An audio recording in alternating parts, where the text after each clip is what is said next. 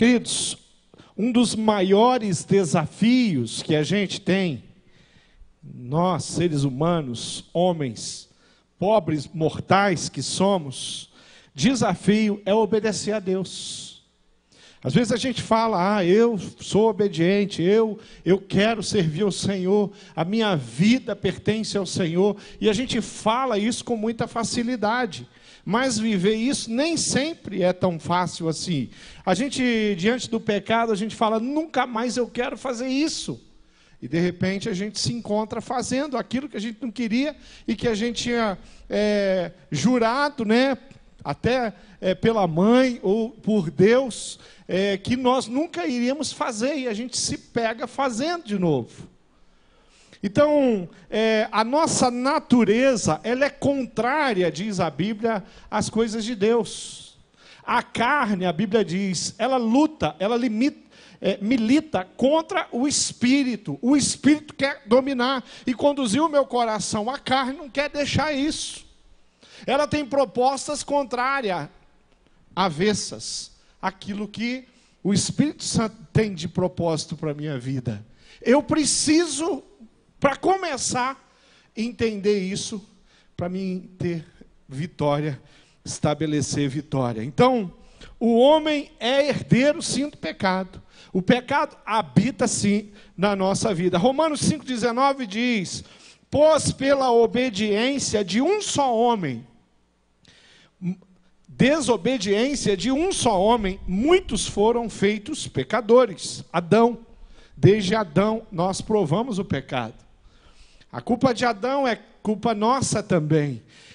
Mas esse texto que tem essa frase, e essa primeira parte tão complicada, difícil, né? Triste, pois pela desobediência de um só homem, muitos foram feitos pecadores. Ele tem uma segunda parte, que é muito especial. Assim, pela obediência de um só homem também, muitos serão feitos justos. A obediência de Jesus Cristo de subir na cruz do Calvário. Vimos aqui as imagens do nosso musical da Páscoa, a cruz, o Cristo ali crucificado, representado pelo teatro, mas algo que foi real e aconteceu em Jerusalém. Tudo aquilo que é contrário a uma ordem, uma lei, um mandamento, nós podemos entender que isso constitui-se em desobediência. A desobediência é aquilo que é contrário. Olha o que João 3, o versículo 4 diz, todo aquele que comete pecado transgride a lei, pois o pecado é a transgressão da lei. Todo aquele que comete pecado, todo aquele que erra, ele transgride a lei. Que lei? A lei de Deus. Que lei é essa? A lei estabelecida por Cristo, pela palavra, pelos mandamentos, o Novo e o Antigo Testamento, aquele livro que nos direciona, aquele livro que é razão única de fé e prática da nossa vida. Se você confessou Jesus como Senhor, se você é cristão, você declara através disso, com essa afirmação, eu sou cristão, você fala, eu sou seguidor de Cristo. Você está falando, Cristo é o meu dono. Eu vivo sobre os mandamentos, os ensinamentos, os direcionamentos, as ordens do Senhor Jesus. Ele é quem manda na minha vida. Ser cristão é isso. E a nossa natureza, constantemente, ela quer impedir de que isso se torne diariamente uma realidade na minha vida. Como também em cumpri-la, a verdade, a palavra, é um ato de obediência. Todas as vezes que nós dizemos não ao pecado, não àquilo que é errado, não àquilo que não faz sentido, não àquilo que está em desacordo com as Escrituras Sagradas, nós estamos tendo uma atitude de obediência. Nós temos a capacidade de dizer não a Deus, a palavra, os mandamentos, optando pelo pecado. Mas eu também tenho a capacidade de dizer sim à palavra, sim a Jesus, sim a Deus, e aí tendo um ato de obediência. Nós precisamos. A palavra que eu estou trazendo hoje, eu intitulei ela de entrega, fruto da obediência. Entregar o quê? Entregar minha vida, entregar o meu coração, entregar os meus dias, entregar a minha atitude, o meu comportamento, entregar a maneira como eu vivo. No meu casamento, na minha família, na minha igreja, no meu trabalho, e aonde quer que eu esteja, eu tenho um desafio. Eu sou obstinado em fazer aquilo que é certo, correto. E para isso eu preciso lutar contra mim mesmo. Você já percebeu como as dívidas, elas têm uma capacidade de crescer? Você já viveu isso? Quem já viveu isso? Fala, pastor, eu sei o que o senhor está falando. Entendo direitinho o que o senhor está falando. Dívidas é um negócio impressionante. Ela tem uma capacidade grande de crescer. Crescer. Você está devendo, aí você está enrolado, você fala, meu Deus do céu. Aí dá uma ansiedade louca em você, você vai para o shopping comprar alguma coisa para passar a ansiedade. Cresceu a dívida, querido. Aí você vai lá, você fala para mim assim, pastor, eu estou devendo tanto. Aí virou um mês. Aí a empresa, o credor lá, ele vai colocar juros em cima daquilo que você devia, pronto, cresceu. Todo mês cresce juros sobre juro. Negócio que cresce muito é dívida. Cresce mais que o nenê, né? Ali na barriga da mamãe.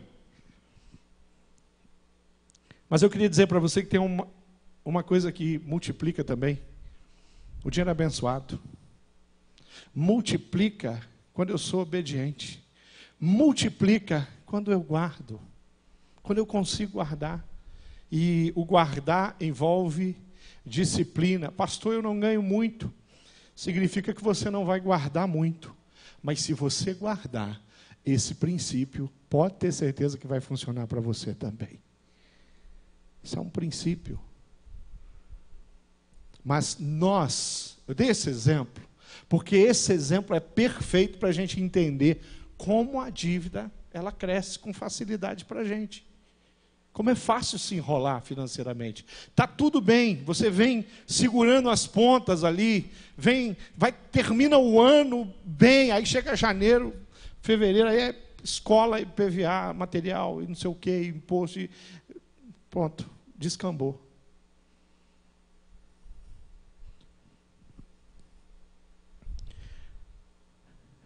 Nós colhemos sempre aquilo que nós plantamos. Repete isso comigo.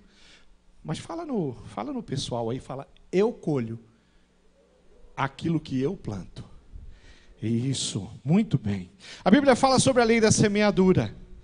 A Bíblia fala que quando nós optamos pela desobediência, nós vamos colher fruto da desobediência. E ainda nem fruto, é frutos.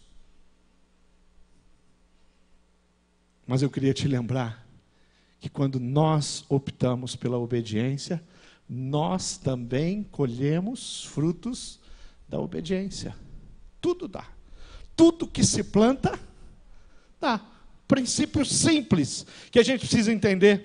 Gênesis 2, 16 e 17 diz que o Senhor deu ao homem a seguinte ordem: você pode comer as frutas de qualquer árvore do jardim. No versículo 17 ele diz, menos da árvore que dá o conhecimento do bem e do mal. Não coma a fruta dessa árvore, pois no dia em que você comer, certamente você morrerá.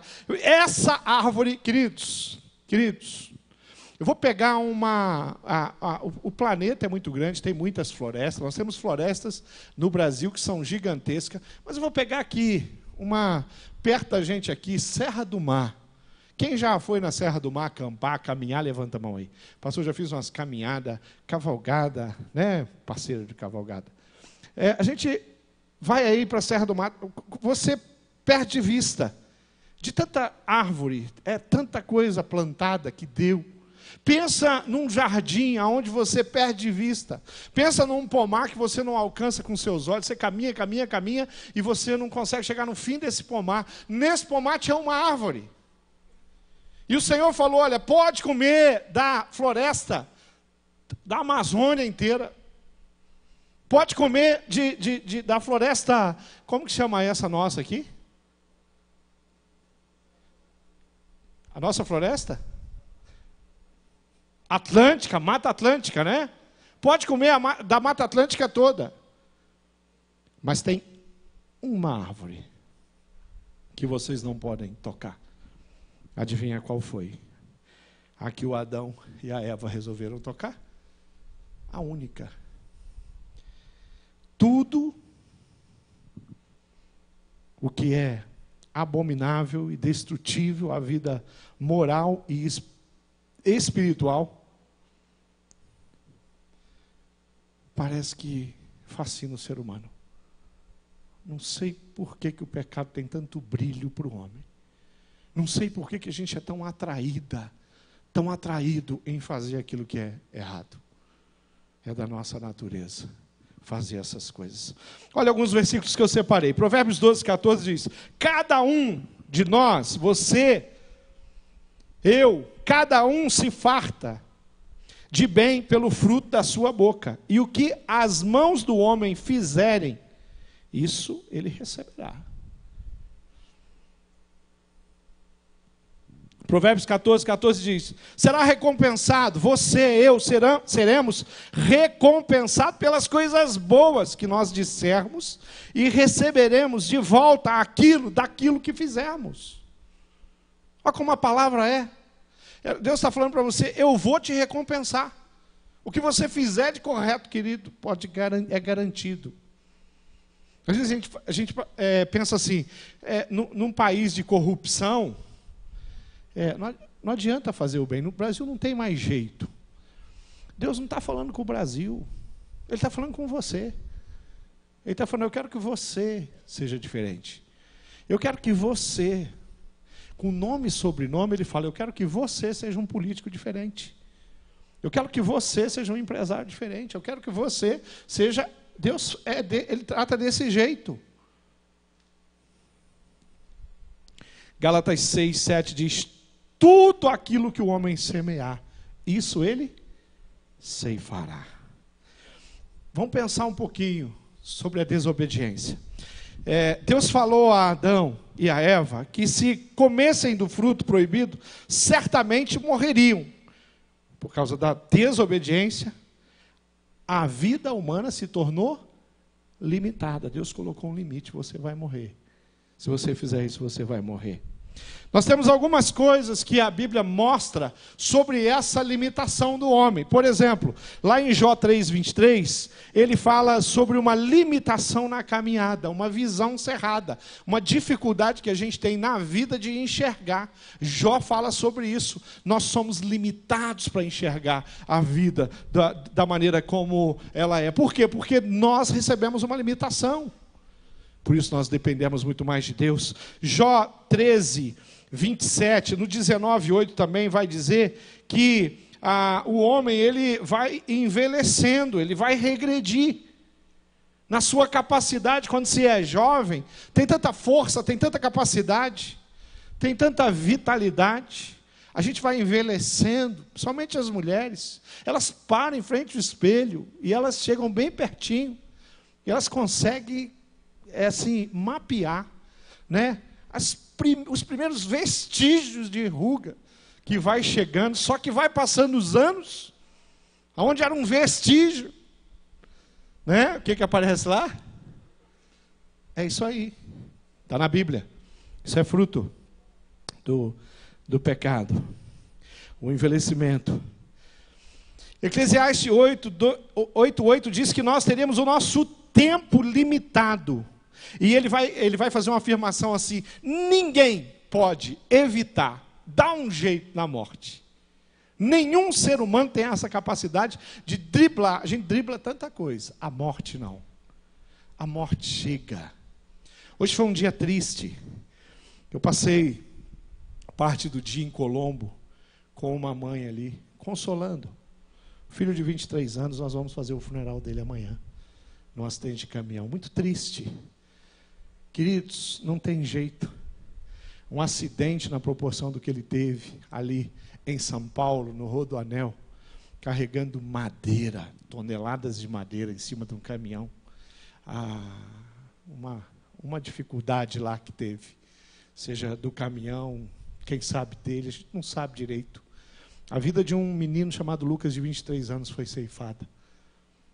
A vida é desse jeito. Ela é desse jeito. Nós não temos como driblar a morte, de alguma forma, né? Nem que seja. Tem alguns que vão até os últimos momentos, né, do tempo.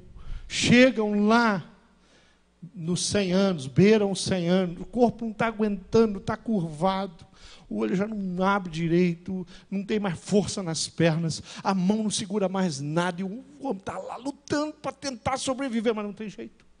Mas não tem jeito. Chega na hora do colapso do corpo, e a morte vem, ela chega. Para o jovem, para o velho, para a criança recém-nascida, para a criança que está sendo gerada no útero, para o adolescente, para o adulto, para a família, a morte chega. Nós fomos cercados de limite. Vida limitada, Lamentações 3:7 vai falar sobre isso. Nós temos limites, e esses limites foram estabelecidos. A morte espiritual é a consequência pior do que o homem pode sofrer. A hora que ele não consegue mais viver em harmonia com o seu Criador. Eu queria, falando de desobediência, eu queria trazer um texto, algumas observações aqui, na lei, aquilo que resulta em bênção e prosperidade na vida de uma pessoa quando ela, de fato, é obediente. Mateus 7:21 diz: não é toda pessoa que me chama de Senhor, Senhor, que entrará no reino do céu, mas somente quem faz a vontade do meu Pai que está no céu. Isso é uma palavra de Jesus. A observação que eu tenho é que Deus está falando aqui, você está aí, você é um ser humano, Deus soprou vida em você, você existe. E você tem um buraco, uma sede, um vazio no seu coração, e esse vazio tem nome e sobrenome, é Deus, é o Senhor Jesus. E enquanto o homem não encontra isso, ele não alcança a vida na sua plenitude. Porque a Bíblia diz que Jesus Cristo é o caminho, a verdade e a vida. Jesus é vida. O Deus que se fez carne e habitou entre nós. Aquele que morreu na cruz. Aquele que ressuscitou no terceiro dia. Ele produz vida no meu coração. Quando eu tenho Jesus, eu tenho vida abundante e eu tenho vida espiritual. Eu queria entrar num aspecto muito... eu falo que nada pode ilustrar tão bem a nossa incapacidade, às vezes, de sermos fiéis e leais a Deus, quanto os recursos financeiros que a gente recebeu. Durante toda a minha história, eu comecei a trabalhar bem cedo. Durante toda a minha história, o dinheiro sempre foi. Ser fiel ao Senhor com o dinheiro sempre foi um desafio. Graças a Deus eu tive pessoas que me ajudaram no sentido de eu, já muito jovem, no tempo que eu comecei a trabalhar, de entregar o meu dízimo. Teve um tempo que eu me afastei do Senhor, não me importava com isso, mas ser fiel. Eu lembro que o meu primeiro trabalho eu tinha 14 anos de idade. E eu fui trabalhar na Faculdade de Direito de Curitiba. Hoje chama a Uni Curitiba, né? E eu fui contínuo lá. Eu era office boy. E era um menino e comecei a trabalhar. E quando eu recebi o meu primeiro salário, eu lembro que esse primeiro salário eu fui e levei para os meus pais. Meus pais estavam passando por uma dificuldade, eu entreguei o salário inteiro. E eu lembro como se fosse hoje que o meu avô estava na cozinha quando eu cheguei, com o meu primeiro salário, meu avô João, e ele perguntou assim: você já separou o dízimo? Mas avô, esse é o primeiro salário, né? Mas foi no primeiro salário que eu recebi uma palavra de ordem do meu avô, dizendo: você já separou o dízimo? Eu lembro que eu abri o envelope, tirei o dinheiro, comecei a contar e falou, como é que eu faço aqui? Aí meu avô, meu português, falou, dízimo é dízimo, é 10%. Né? E aí eu comecei a fazer as contas ali, porque tinha uns quebrados, para poder separar o dízimo. Querido, eu tenho um sentimento de gratidão tão grande de ter aprendido isso tão cedo na minha vida. Sentimento de gratidão pela minha família. Sentimento de gratidão por pertencer a esse povo querido que é o povo de Deus e aprender de uma forma muito especial a ser fiel ao Senhor nos dízimos e nas ofertas. Olha o que diz Malaquias 3, versículo 8 até o versículo 12. Pode um homem roubar de Deus? Contudo, vocês estão me roubando. E ainda perguntam, como é que te roubamos? Nos dízimos e nas ofertas. Vocês estão debaixo de grande maldição, porque estão me roubando. A nação toda está me roubando, diz o Senhor.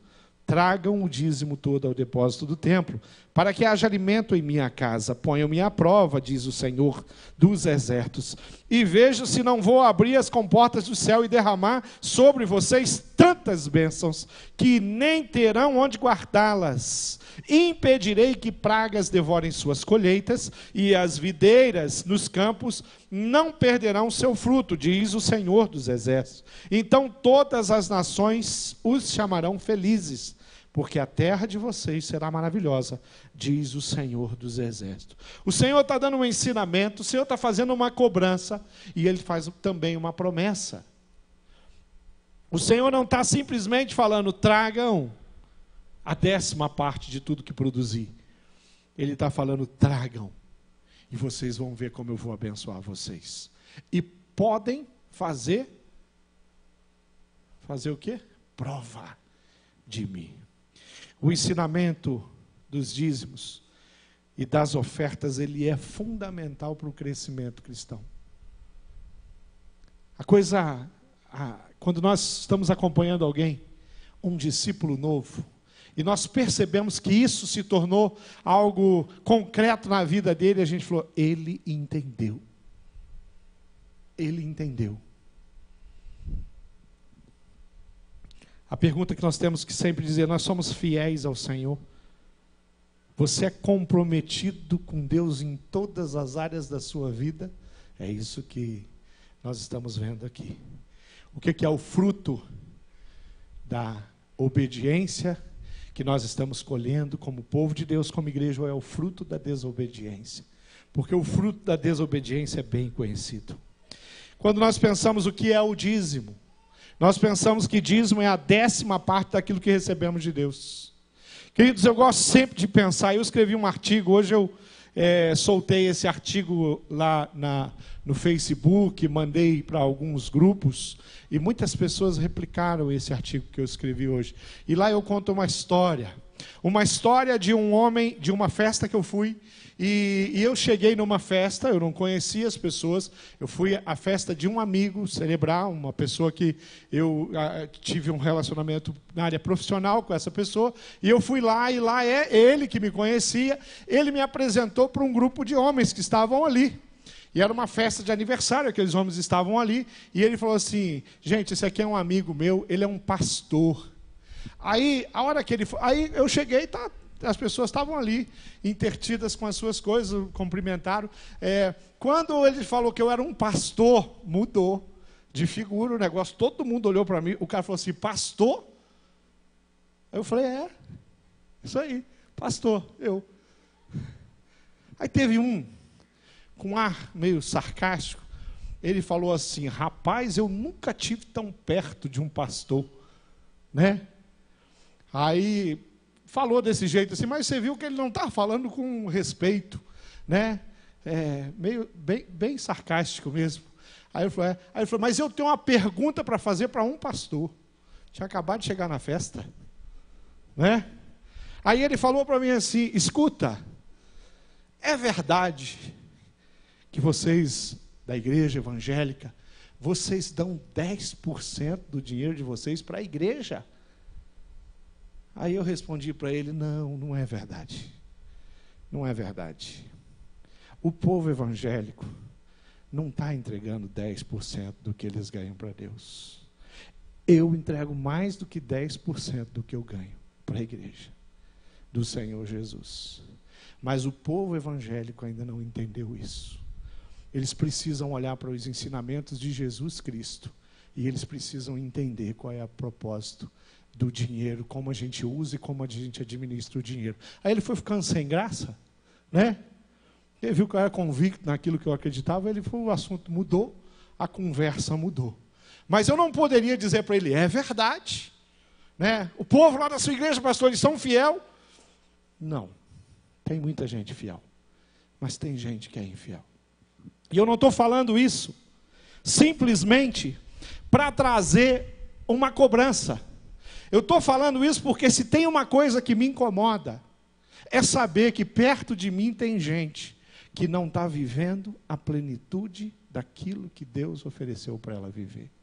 Tem gente que senta ao meu lado e não aprendeu a confiar plenamente no Senhor, os seus recursos. Querido, nunca faltou nada na minha casa. Nunca faltou nada na minha casa. Deus nunca deixou faltar. Mas tem muito ímpio que também nunca faltou nada, porque a misericórdia de Deus, ele é sobre o justo e sobre o injusto. E quando falta, raríssima das raríssimas exceções, é pura desorganização, é pura falta de equilíbrio, porque o Senhor não deixa faltar. O Senhor não deixa faltar. Ele traz recursos. E nós temos que estar sempre prontos a receber recursos do Senhor. Eu estava conversando com uma família e essa família estava passando por uma luta grande.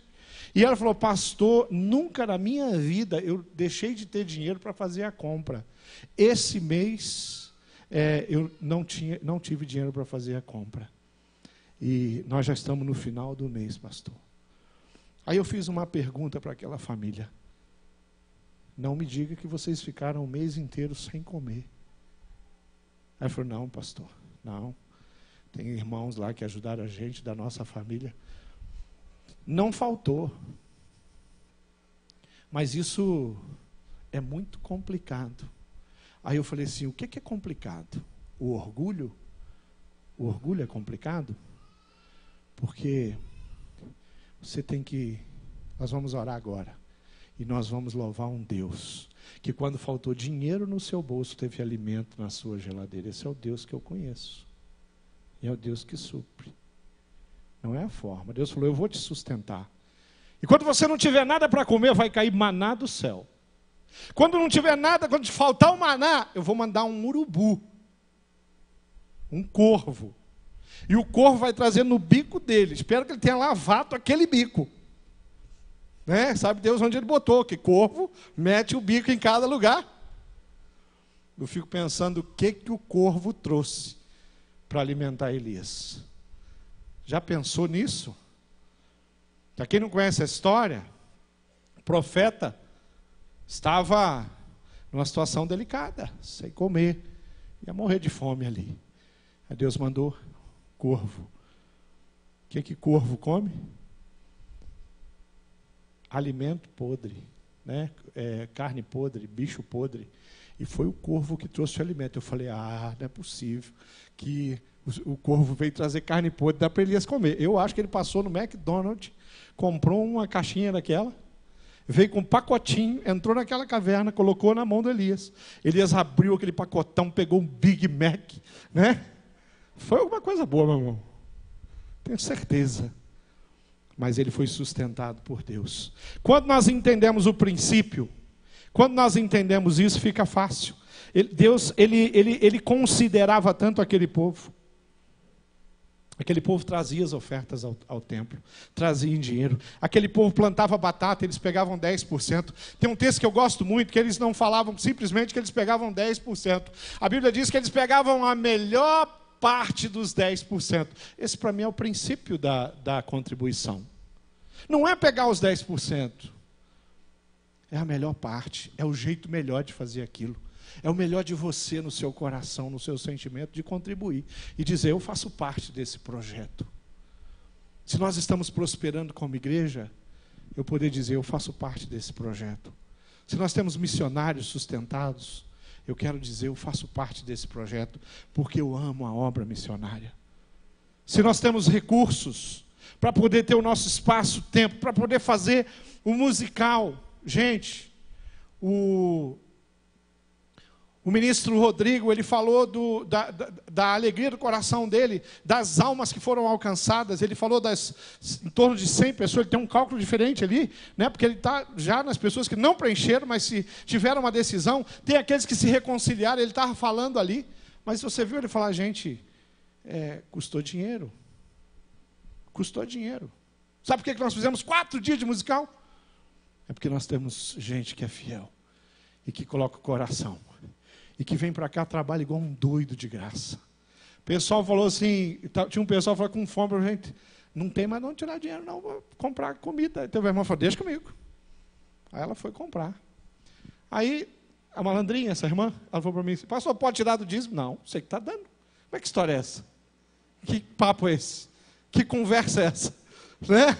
Já queria descontar. Né? Falei, não, isso aí é oferta. Quem criava ovelha, trazia 10% das ovelhas.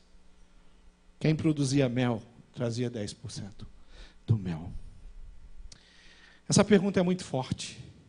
Onde Deus fala, roubará o homem a Deus? Puxa vida. Quem rouba é o quê? Ladrão. Queridos, eu posso dizer para vocês com toda, assim, sem nenhum constrangimento, porque eu já roubei ao Senhor os dízimos e na oferta. Eu já caí na tentação de, o dinheiro não deu, não vou dar o dízimo esse mês. Mas, graças a Deus, isso não durou muito tempo na minha vida, não. Porque eu entendi que dízimo era o quê? Prioridade para mim. Primícia.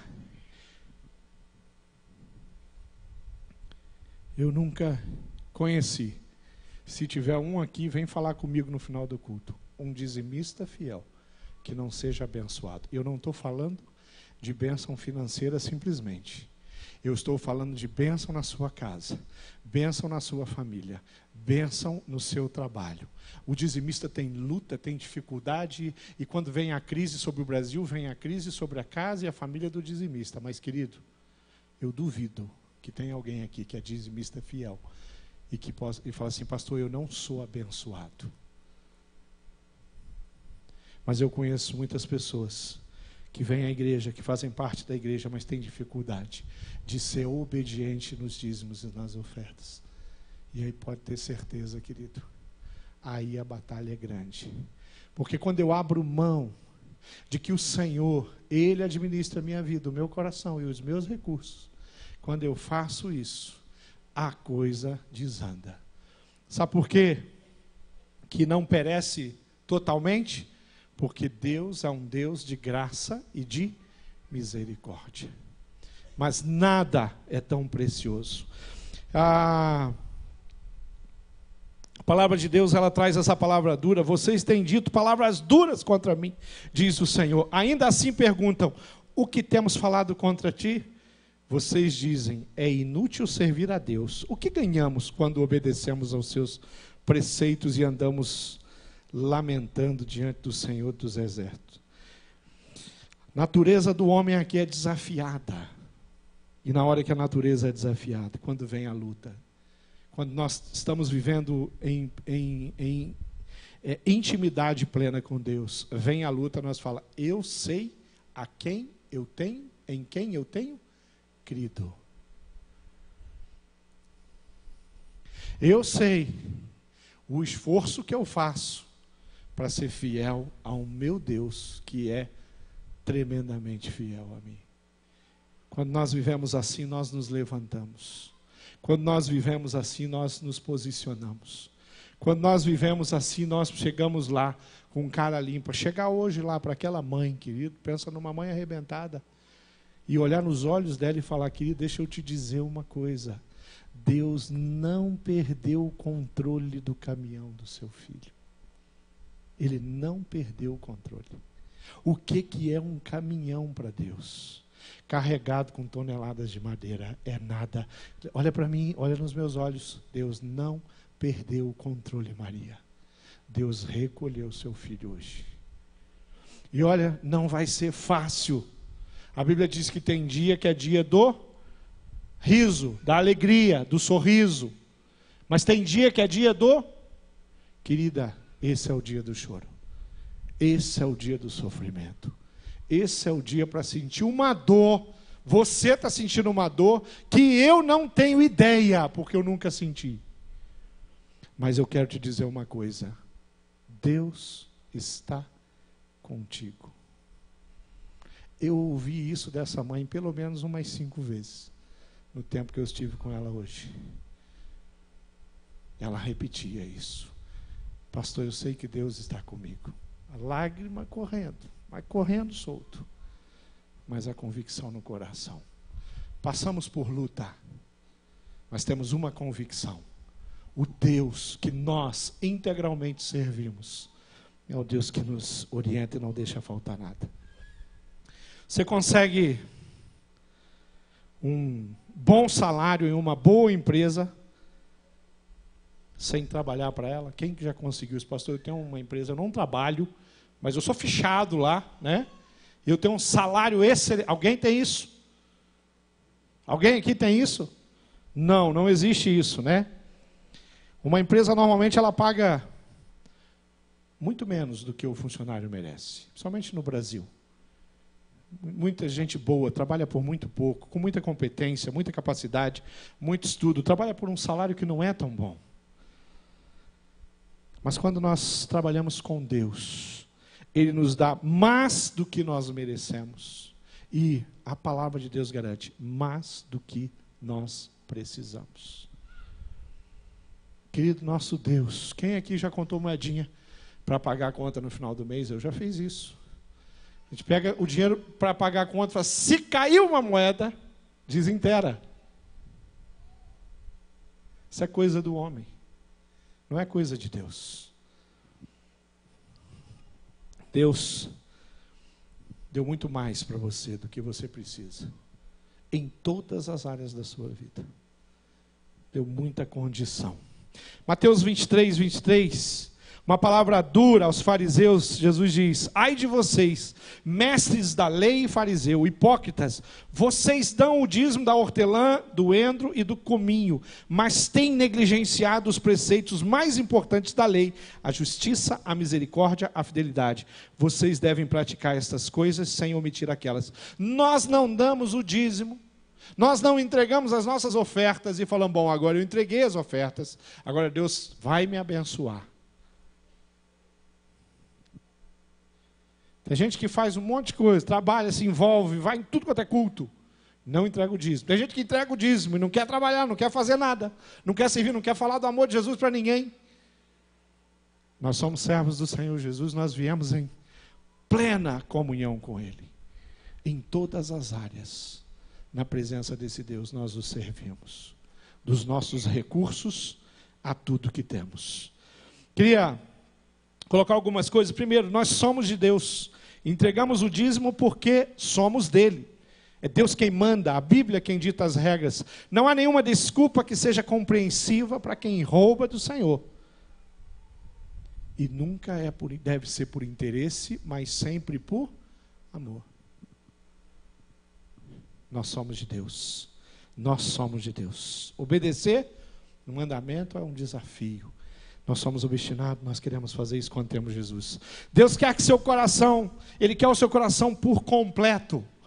Você talvez já tenha, você já viu aqueles barris antigos, principalmente os desenhos animados normalmente fazem aquele, que eles eram feitos de tábuas, ripas assim, e são várias curvadas. Hein, Nelson? Lembra desse? Teu tempo? E ele tem uma cinta e ele é encaixado e vem a cinta e ela prende ele fica tão firme ali, e aí você pode colocar água naquele barril, mas ele são várias, não sei, 10 12 ripas. Queridos, deixa eu te dizer, para você encher esse barril até o topo, nenhuma ripa pode estar um nível abaixo. Se tiver uma ripa fora, você não enche mais aquele tonel. Se tiver uma área na minha vida em que aquela área eu negligencio, você está impedindo o Espírito Santo de Deus de te encher de cabo a rabo, como diz no popular. Totalmente. Uma ripa. Mas tem 12, pastor, mas uma é suficiente para não permitir que eu seja cheio da presença de Deus. E hoje eu estou falando sobre vida financeira. É isso que acontece na minha vida espiritual, quando uma área é negligenciada. E para nós, muitas vezes com facilidade, que área? A área financeira. Eu quero receber, mas eu não quero dar. Eu quero ser abençoado. Quando eu tiver uma necessidade, eu quero que as pessoas olhem para mim e falem, ele tem uma necessidade, eu vou abençoar. As pessoas estendem a mão. Querido, eu sei o que é isso. Na minha vida, na vida da minha família, na minha história, na história da minha família, eu sei o que é gente estendendo a mão. Mas a Bíblia diz que melhor é dar do que mais precioso para nós tem que ser o estender da mão. Meu irmão, o que você está precisando? Eu preguei sobre liberalidade há umas quintas, no final do ano passado, aliás. Está lá, se você quiser ouvir essa mensagem sobre liberalidade, eu falei sobre isso. A falta de compromisso, de obediência gera consequência, a gente não pode esquecer disso. Nesse texto ele usa uma palavra pesada chamada maldição, e maldição é castigo. Querido, nós não precisamos disso. A boa notícia, nós não precisamos viver desse jeito. O Senhor tem muito mais para nos oferecer do que a sua administração sobre o seu dinheiro, sobre os seus recursos. Então viva na integridade. Precisamos nos entregar por completo ao Senhor. Isso implica o quê? Vida de intimidade com a palavra de Deus, vida discipular, vida de oração, compromisso, Deus, com a família, com a igreja do Senhor Jesus, servir a igreja do Senhor Jesus, são os planos da palavra, ser fiel com os seus recursos financeiros, são coisas que fazem parte da nossa vida, nós precisamos viver desse jeito. Quais são as exigências que o Senhor faz? Nesse texto, ele diz, tragam todos os dízimos à casa do tesouro, para que haja mantimento em minha casa. Não deixe que essa casa falte recurso para que pessoas sejam abençoadas, para que os projetos andem, para que vidas sejam transformadas, para que pessoas sejam atendidas. O jeito de Deus é abençoar, o nosso jeito é abençoar também. Quando você entrega o seu dízimo, você não está abençoando a Deus, querido. Você só está sendo obediente. Alegria, com certeza, tem no coração de Deus. Mas você abençoa primeiro a você mesmo. Pela oportunidade e o privilégio. Depois você abençoa muita gente. Ele diz, façam prova de mim, no versículo 10. E ser fiel no dízimo tem a ver com amor genuíno a Deus. Compromisso de fato com a Bíblia tem a ver com santidade, viver separado, de um jeito diferente. É chegar num grupo de homens que ridicularizam a minha fé e sem nenhuma dificuldade para ele, eu dou mais que o dízimo. Meu envolvimento com a palavra é real. Não tenho nenhuma dificuldade disso. Não tenho nenhuma, tem mais de 6.000 pessoas no meu Facebook. Eu postei lá aquele texto. Tem um monte de gente que não é crente, que talvez vai torcer o nariz, né? Quem sabe ser edificado? E quem sabe compreender um princípio tão simples, tão nobre e tão bonito? Porque o Deus do dinheiro, a Bíblia o chama de mamão. Muitas pessoas morrem por causa do dinheiro. Muitos matam por causa do dinheiro, como se a vida não valesse nada.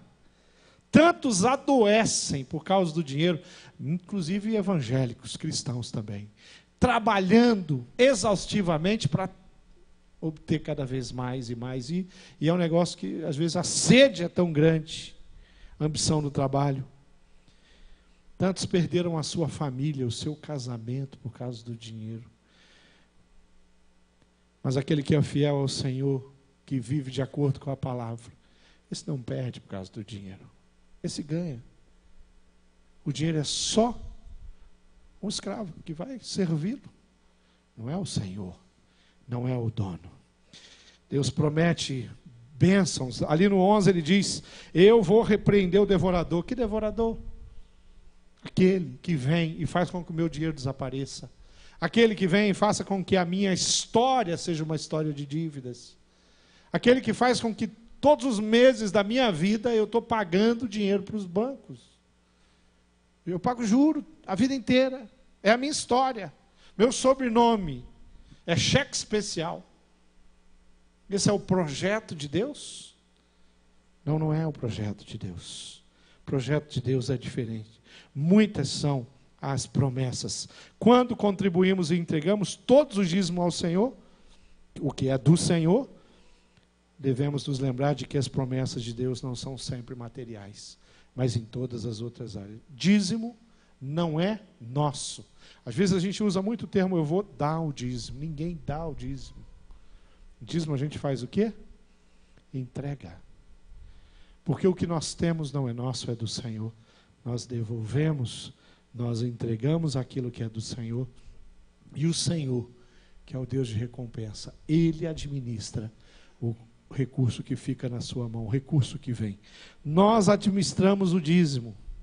Será que nós podemos fazer isso? Não. Nós, quando somos dizimistas, nós entregamos à igreja, à congregação. No caso, nós somos batistas. As nossas decisões, a assembleia, a liderança, nós tomamos decisões, a assembleia aprova e os recursos são aplicados. Queridos, você não está numa igreja que tem dono. Nós buscamos viver de acordo com a palavra. A igreja administra, sim. Quem é a igreja? A igreja somos nós. Se você vier, domingo vai ter assembleia. O que vai acontecer na assembleia aqui? O nosso Ministério Financeiro vai dar o relatório dos recursos. Quanto nós arrecadamos? Para cada posição, estrutura, porque com o dinheiro não se brinca. Nós temos uma equipe de arrecadação, uma equipe de exame de contas, uma equipe de tesouraria. Ninguém trabalha sozinho nessa área. Nós não queremos que ninguém seja tentado a roubar. Coisa triste é quando alguém é tentado a roubar aquilo que é seu, aquilo que está em posse da igreja, aquilo que é meu, aquilo que é de um familiar meu. Com dinheiro não se brinca. Então, para fechar essa minha palavra, eu queria dizer para você, jamais, jamais retenha. Confie no Senhor. Faça um desafio. Pastor, estou endividado. Procure pessoas à sua igreja. Tem um monte de gente capaz, competente na área financeira. Sente com alguém. Peça ajuda para administrar, para sair. Busque a ajuda de um advogado, se você precisar, para sair das mãos do banco, das mãos das grandes financeiras. Não aceite viver desse jeito. Não é vida para você viver na escravidão do dinheiro. Deus tem vida para você, querido, em todas as áreas. Não é em todas, menos a área financeira. Pastor, minha história é terrível, meu pai, meu avô, é maldição. Já estou na 5ª geração amaldiçoado. Querido, deixa eu te dizer uma coisa. Deus tem quebra da maldição para você. Deus tem uma vida diferente, de prosperidade, independente de quanto você vai ter. Quando nós estamos com pessoas que têm muito dinheiro, nosso coração não se enche de vaidade ou de inveja. Como pastor, eu tenho a oportunidade de ir na casa dos irmãos, mora numa mansão, um condomínio fechado, tão grande, tão bonito, tem carros tão bacanas. Eu vou na casa do outro irmão, o carro não é tão bacana assim, né? A casa não é tão grande. Mas eu posso garantir para você, se eu estou falando de 2 servos que servem ao Senhor, a alegria, a paz do Senhor está lá na casa simples e está lá na mansão. Não é pecado morar em mansão. Não é pecado morar numa casa pequena. Não é pecado ter um salário grande. Não é pecado ganhar dinheiro bastante. Não, não é pecado. O que é pecado é desobedecer a palavra. Isso é pecado. Isso é complicado. Isso traz transtorno. Para fechar, pode ficar em pé. Provérbios 3, 9 a 10. Diz: honre o Senhor com todos os seus recursos, todos, e com os primeiros frutos de todas as suas plantações. Os seus celeiros ficarão plenamente cheios, e os seus barris transbordarão de vinho. Não sou eu que estou falando, querido. Isso aqui não é conversa de pastor. Não é conversa de pastor. Coisa mais difícil na nossa igreja é nós pregarmos aqui uma mensagem sobre dízimo. Para entrar na sua história, na sua vida e mudar. Eu não vou ser escravo do meu coração. Eu não vou ser escravo de um modelo de desobediência. Eu vou viver na dependência de Deus. Eu vou entregar. Todos os meses, o meu recurso está lá. Coloco o meu dízimo. Eu tenho uns missionários que eu ajudo eles. Coloco o dinheiro dos missionários. Entrego lá. Nossa liderança ali da área de tesouraria envia o dinheiro para os missionários. O meu recurso, aquela minha oferta envia para os missionários. Porque eu quero fazer parte da obra do Senhor Jesus. Quando vai chegando aquela planilha que a gente faz lá, eu tenho uma planilha de Excel, tá tudo que eu pago, tudo lá. Eu me lembro várias vezes da minha vida. A gente ia chegando, os filhos da gente iam crescendo, necessidades novas iam acontecendo.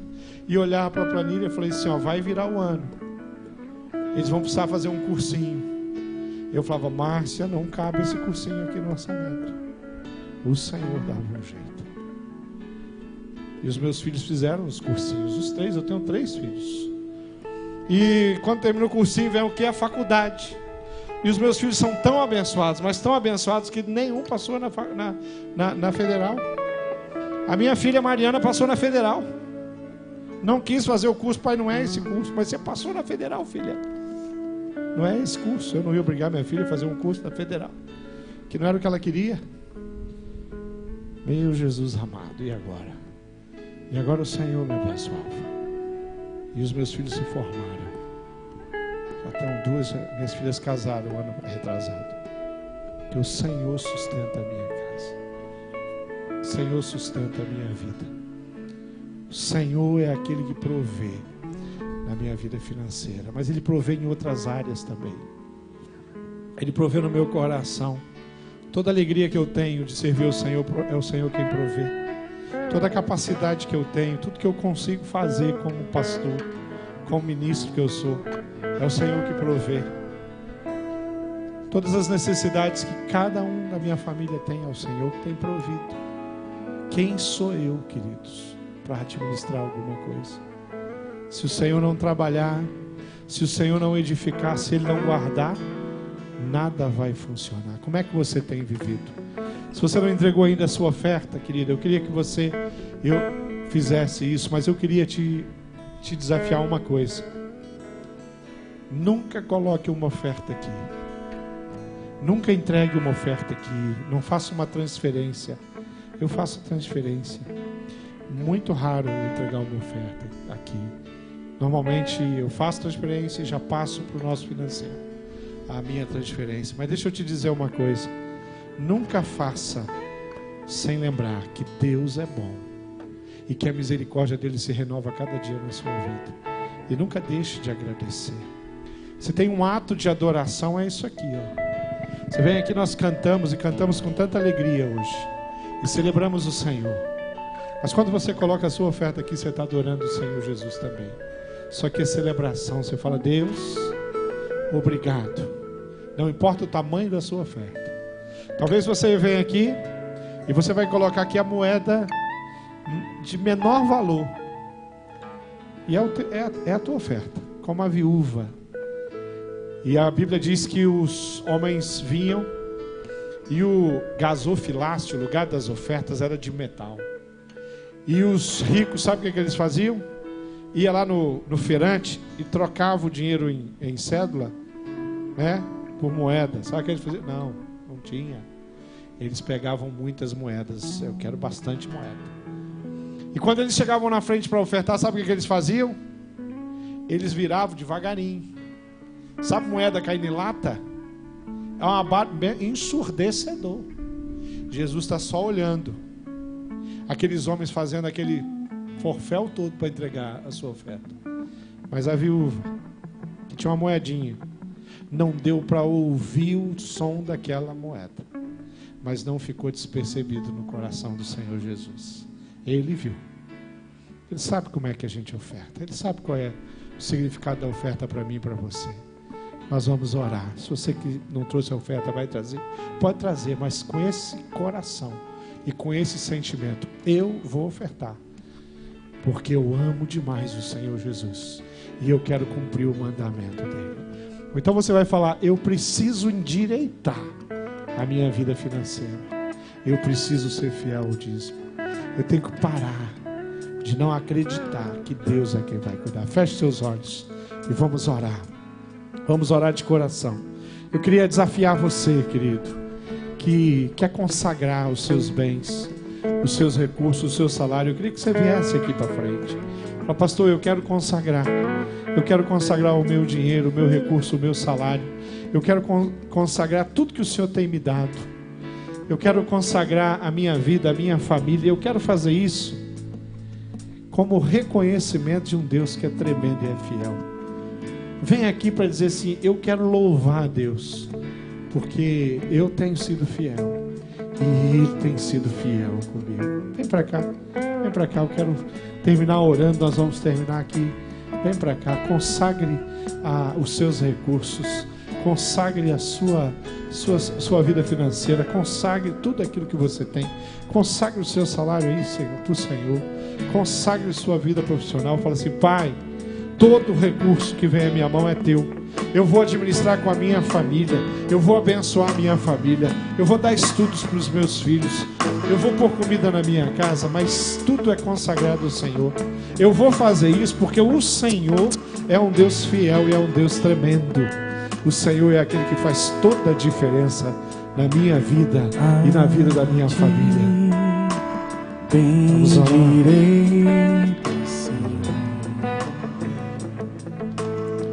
Diga: a ti bendirei.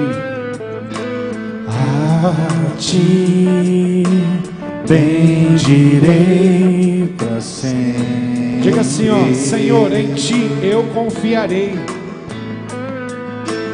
Em ti confiarei, Senhor.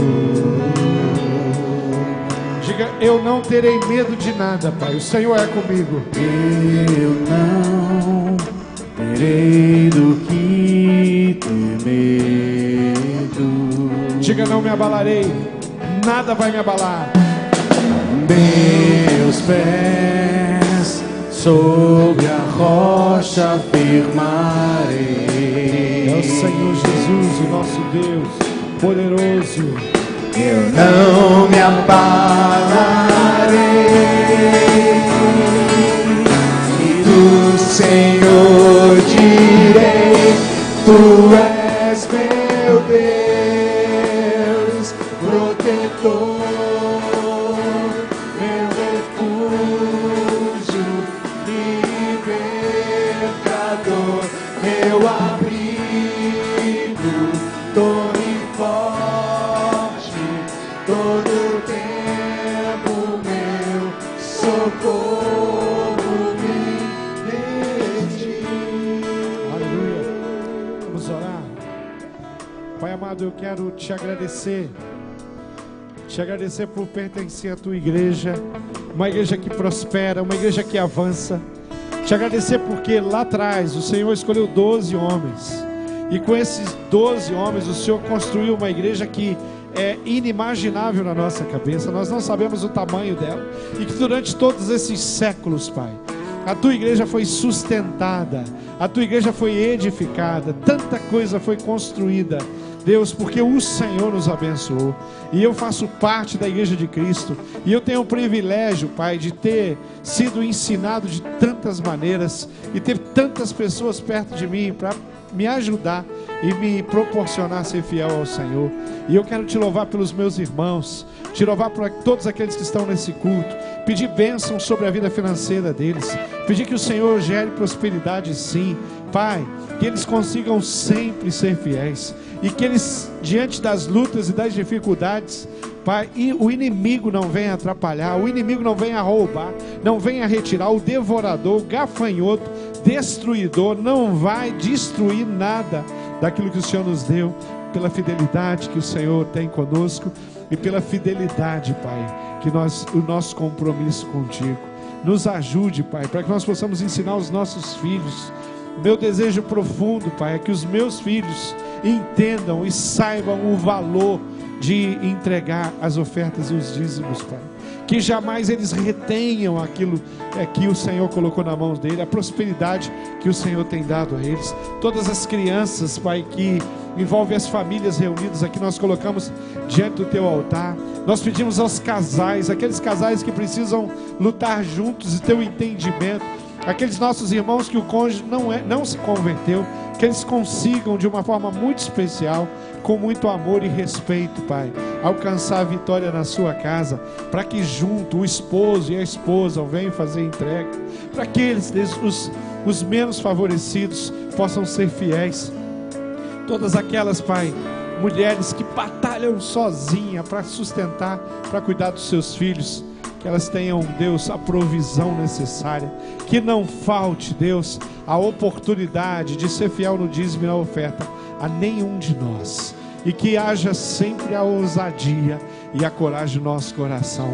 Eu repreendo toda a maldade de Satanás, eu repreendo toda a influência de Satanás, eu repreendo toda a legalidade de Satanás na vida dos meus irmãos, aqueles que foram aprisionados, aqueles que os seus recursos foram pelo ralo, Pai, aqueles que perderam patrimônio, perderam, Jesus, pela falta de proteção, pela falta de sabedoria, pela falta de disciplina, mas que perderam bens que não era plano do teu coração.